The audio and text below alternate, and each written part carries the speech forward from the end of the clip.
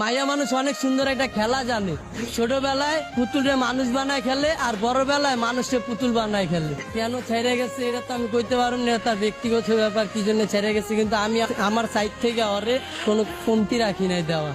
একটা মেয়েকে যতটুকু ভালোবাসার প্রয়োজন আমি ততটুকুই ভালোবাসছিলাম। মেয়েরা টাকার পাবে, তার জন্য আমার ফ্যামিলি ছাড়ছি, সে আমার ছেড়ে চলে গেছে। মানুষ পছন্দের একটা জিনিস কখন ছাড়ে, সে আরো দামি কিছু যদি পায় তখন ছাড়ে। সে হয়তো পাইছে আমার ছেড়ে গেছে, কিন্তু আমি আর স্মৃতি নিয়ে বাইচে আসছি।